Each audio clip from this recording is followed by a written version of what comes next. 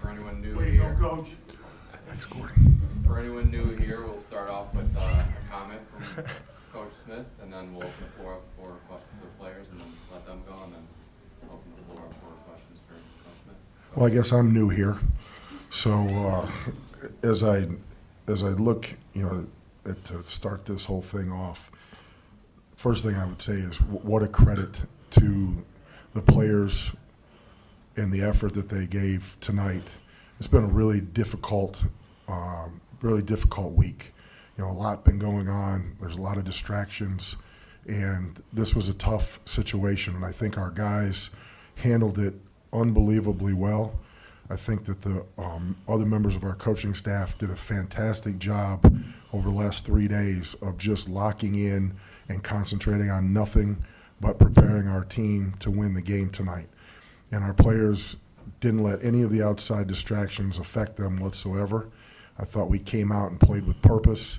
We missed some shots early on. We turned the ball over too much in the first half, but I don't think it had anything to do with anything other than these guys wanting to win so badly that I think they got sped up a little bit. But I can't say enough about what this group of guys continues to do day after day after day. They bounce back from every tough situation that we faced, and to turn the ball over only 2 times in the second half and to go 12 for 13 from the free throw line speaks volumes to the distance that this team has come through the course of the year. And the way we rebounded the ball, it was once again at a very, very elite level. And so much of the credit goes to these two guys in terms of the turnovers, the free throws, and the rebounding. And so as we move forward and prepare for Northern Kentucky, I feel nothing but just a tremendous sense of absolute pride and just joy in what these guys did tonight. Brew, 46-22 rebounding margin is pretty impressive in a conference game. What is you guys as a team mentality when it comes to rebounding? It's been a pretty big focus for us all year. Coming in, Campy made it pretty clear at the start of the season that he thought we'd be a really good rebounding team. So pretty much from the first day of practice, one of our biggest things was just being able to crash a glass really hard and box out and grab rebounds on the defensive end. So that's really just, I think, part of our identity as a basketball team. Every night we play, we want to try and out-rebound every team we play against, and I think we've done a pretty good job of it all year. And then DQ, Coach talked about the free throw shooting. You were 6 for 6 tonight. How is that? How are you guys growing and kind of doing the little things like making free throws? Oh man, everybody's just locked in. Walkthroughs, no matter what it is, we could just be walking around the locker room and guys would just be like, "Let's go shoot free throws." So we got Allen, Buru, Dang. Those guys are shooting almost 200 after practice every day. So we're just working at it because we didn't start the season too good on it, and we just keep growing. So that was a big positive for us today to see us make some free throws. DQ, you look like you had kind of the bounce, the vibe tonight, I guess. You could just tell the way you were handling the basketball and stuff like that. Did you feel that? Is that something you recognize too? Yeah, definitely. I think it was just being more relaxed, not being so uptight with the ball, and just playing loose. Coach Smitty, Coach Camp, all the coaches, they give me that freedom. So I think it's just upon me to just take it and show what I can do with it. Rue, you had that two-handed tip dunk today. How high can you jump, for real? Like, how high can you jump? Our vertical testing thing only goes to 42 inches, so I don't know. So he can jump as high as he needs to. All right, for Baru. So you mentioned recently that you and Allen kind of feed off of each other. When you see Allen score, it makes you want to score. But in situations like tonight where he fouls out, how does that change that dynamic for you? How do you kind of change your game to kind of adjust for his absence? I think the way the game changes, not just for me, but for the team, it's pretty immense when he's not on the court. Obviously, a lot of the defensive attention, especially inside, gets shifted to me. But that just means that a lot of the guys on our team who are capable of shooting end up a lot more open because doubles are sent. And you see Nassim hit some threes today, DQ hit some threes today, stuff like that happens. So when we lose him, obviously it's a big loss to have when he's not on the court. But the good thing about this team is we have a lot of guys who can step up and fill in for guys who go missing for whatever circumstances. DQ, it seems like you guys got into some pretty consistent offense. How are you as a team able to move on so quickly offensively from the shocking loss to Robert Morris? We move on pretty quick. We've been doing that all year. We had a couple games where we probably should have won, and we came up short. So it's just been a learning experience for us since going through the season. Win, loss, we just bounce back every day and just try to be better than we were the last game. For Brew, with Coach Campy out, it seemed like the first half was a little bit of an adjustment period. I know you've been playing college ball for quite a bit. Has it become easier or harder as you've progressed through your college basketball career to adjust to these sudden changes in either in season or in game? I think it has become easier, but the adjustment for us here was probably easier than it would be on most other teams across the country.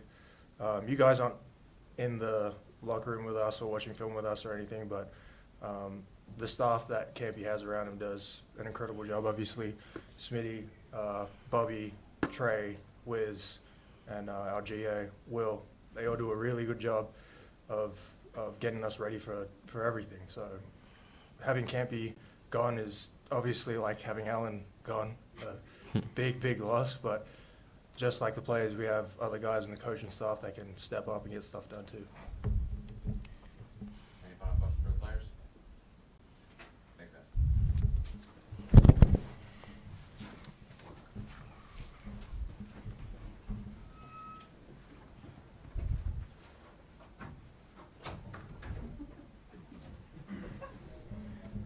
Coach, were there any extra nerves for you tonight, pregame or during the day or anything? Yeah, I mean, I think that anytime you shift roles in midstream, it's always there's always a little bit of a settling in phase. I tried to keep my game day routine as much the same as I possibly could, and I think that just as before we went out onto the floor, I actually just took a deep breath and I felt good, and I never really.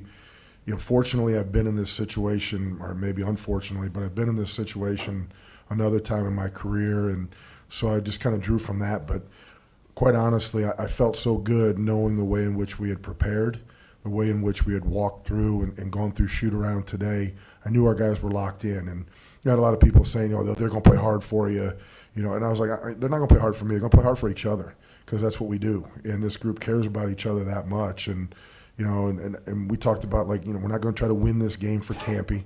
I just said, make sure we go out there and play the game the way in which that he would be happy with. And I think that we did that. That first half, you had touched on that. And, I don't know that it had anything to do with him not being here. I think it really had something to do with our guys, I think, really wanted to win so bad and wanted to deliver that knockout blow. Allen, my gosh, layups that he missed to start the game. He ends up, he's got 16 points. He could have 30 without doing anything different. And then we turned it over 9 times in the first half. So I think that everybody probably was a little amped up, coaches and players, when the game started. But, like everything, you settle into it, and once it starts, you just do your job. And fortunately, Coach Campy has given me tons and tons of freedom and responsibility and autonomy within our program, and so it was a pretty natural slide. Smitty, as a coach, man, and I know you're thankful to the program and everybody like that, but how's it feel to get a win as a head coach? How's it feel? Feels good, because last time I did it, we lost. So, it felt great. And I think as we go through this, and no matter what profession that we're in, you always dream and aspire to have an opportunity to do something, to kind of test yourself and to test your mettle and see where you're at. And I felt great about the way in which we had prepared, and I felt really good about the preparation that I had done in the role that I was going to have to take over tonight. And so just an unbelievable feeling of kind of a combination of relief, joy and happiness. And so very thankful that we won, and I feel great about it.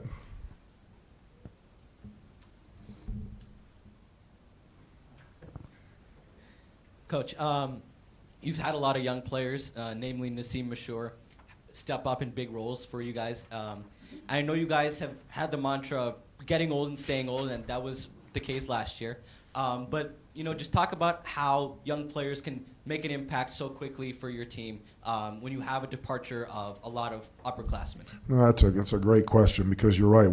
We do want to get old and stay old, but I think for somebody like Nassim, one of the things that he really gets to benefit from is playing with guys who have played a lot of college basketball. And I think early in the year we tried to maybe give him too much, and he wasn't ready for that. And that's okay. It's part of why you don't want to have to play freshmen. Not everybody gets to get Cooper Flag. And but to Nassim's credit, he has done an unbelievable job of just continuing to work. He comes in the office every day to watch film. He watches film on his own. He's there early. You come in this building at 7:30 in the morning. There's guys down there working out with Will and Wiz. I mean, they're getting in extra work, and he's one of them on an everyday basis. But it's also a credit to the older guys in our program. I mean, DQ has taken him under his wing. Isaiah's taken him under his wing. Those guys, this group of guys treats each other. That's very similar to what we had last year. They're a very connected group. They're very happy for one another. And as you see, tonight's a perfect example of different guys playing different minutes and playing different roles. And when you can play 9 guys the way in which that we can, it just gives you the opportunity to find different ways to win. And so I'm proud of Nassim, because he just continues to get better and better. But I think it helps him a ton that he just gets to go out there and play, and he doesn't have to feel the weight of the responsibility that the 4th and 5th year guys do. Hey, Jeff. Coming into the season, Greg talked about who's going to be that guy in clutch moments. How much are you starting to see maybe a little bit of the confidence grow from the last game into this game? He big shot, Malcolm. Starting to see him kind of take those shots. Yeah, it's great. And I'll tell you what, he shot 9 threes tonight. And there wasn't one time where there's been some times where we've had to have the conversation, and I said it a couple of times during the game a few weeks ago with Campy. I'm like, he doesn't have to shoot it every time. He doesn't have to shoot every ball. And I think he's really learned that. I think he's just become super comfortable with his role now.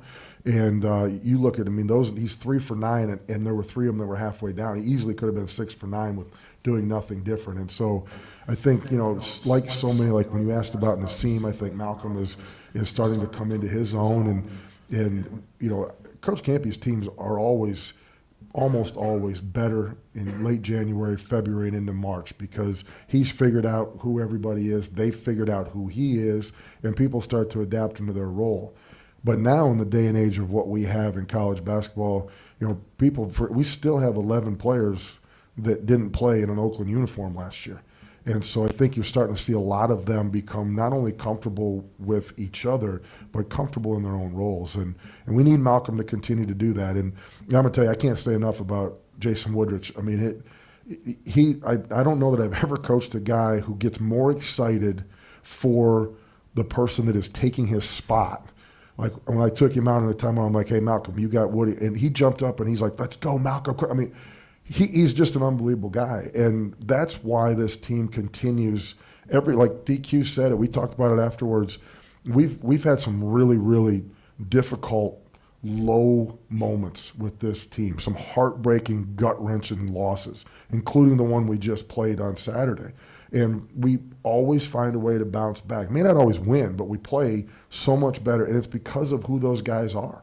They care about one another, and they buy into what we're doing with them.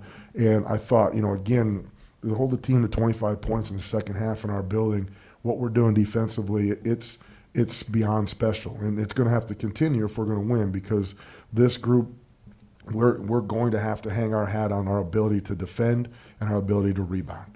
And that's the key. And then Malcolm, if he continues to make shots like that, it just makes everything that much better, just like Golke did last year, because now if you want to double Allen, double Baru, Malcolm, we're going to find him out there in the perimeter. He's going to stick shots. And lastly, at what point tomorrow will you be asking Greg for a raise? You assume I'm waiting until tomorrow? No, it's. I'll be glad that he's back. It's been a tough week for everybody, and I'm very thankful for the effort that our coaching staff made, and I can't say enough about the appreciation I have for the support of Steve and our administration, because these are tough things that you have to go through at different times in athletics, and when you have strong supportive leadership, it sure makes it a lot easier. Any final questions? Thanks, Ed. Congrats. Thank you.